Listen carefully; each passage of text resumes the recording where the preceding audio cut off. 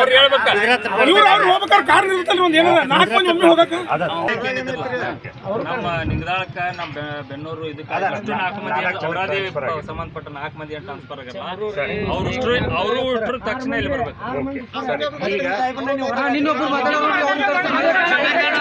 ಸಮರ್ಪಕ ಪೂರೈಕೆಯಾಗದ ವಿದ್ಯುತ್ ಸುರೇಭಾನ ಹೆಸ್ಕಾಂ ಕಚೇರಿಗೆ ಮುತ್ತಿಗೆ ಹಾಕಿ ರೈತರ ಪ್ರತಿಭಟನೆ. ಇಲ್ಲಿನ ಅಧಿಕಾರಿಗಳ ಕಾರ್ಯವೈಖರಿಗೆ ರೈತರ ಅಸಮಾಧಾನ. ಶಾಖಾಧಿಕಾರಿ ಹಟ್ಟಿ ಎತ್ತಂಗಡಿ ಮಾಡುವಂತೆ ಒತ್ತಾಯ.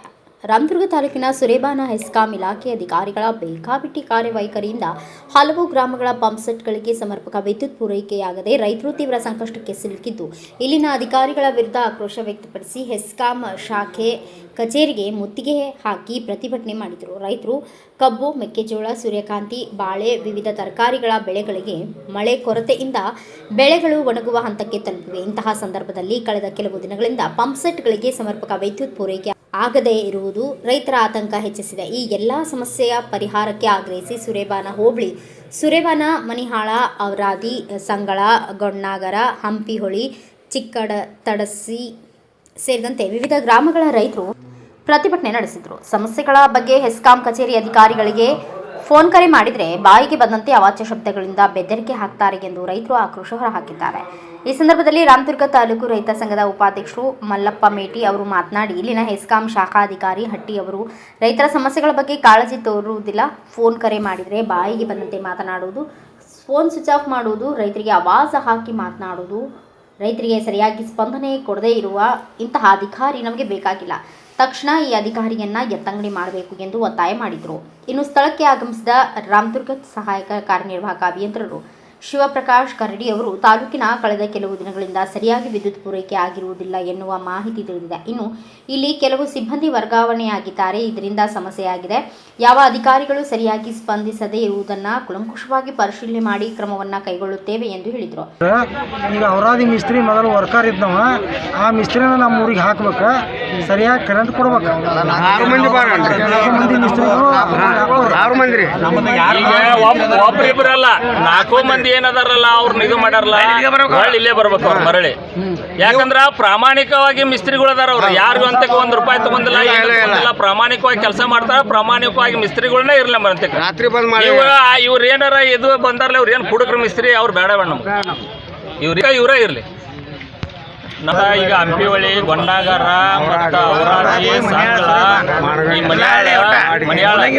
ಮೂಲಂಗಿ, ನಿಂಗದಾಳ, ಮೂಲಂಗಿ ಸತತ 8 ದಿವಸ ಆತ. ಇವು ನಾವು ಸಾಹೇಬ್ ಸ್ಪಂದನ ಮಾಡಕ್ತಾ ಇರಲ್ಲ. ಯಾಕ ಹಟ್ಟಿ ಮಿಸ್ತ್ರಿ ಇವ ತಕ್ಷಣ ಈಗ ಇದು ಅರ ಆಗ್ಬೇಕು, ಒಂದು ಇರ್ಲಿಕ್ಕಂದ್ರೆ ಅವನ್ನ ಎತ್ತಂಗಡಿ ಮಾಡ್ಬೇಕು. ಒಂದು ಏನು ವಿದ್ಯುತ್ ಸರಿಯಾಗಿ ಪೂರೈಕೆ ಆಗ್ತಿಲ್ಲ. 8 ದಿವಸ ಆತ ಸರಿಯಾಗಿ ಪೂರೈಕೆ ಆಗ್ತಾ ಇಲ್ಲ. ಈಗಾದ್ರೂ ಫೋನ್ ಸ್ವಿಚ್ ಆಫ್ ಐತಿ. ನಿನ್ನೆ ರಾತ್ರಿ 3 ಗಂಟೆ ಮಟ್ಟ ನಾವಿಲ್ಲಿ ಕುಂತೇವೆ. ಫೋನ್ ಮಾಡಿದ್ರೆ ಏನ್ ಹೇಳ್ತಾರೆ ಅವರು? ಸಂಪರ್ಕ ಮಾಡಿದ್ರೆ ಫೋನ್ ಸ್ವಿಚ್ ಆಫ್. ಫೋನ್ ಅವ್ರು ಸ್ವಿಚ್ ಆಫ್ ಐತಿ. ಮ್ಯಾಗಿನ ಆಫೀಸರ್ ಮಾತಾಡ್ಯಾರ, ಆಫೀಸರ್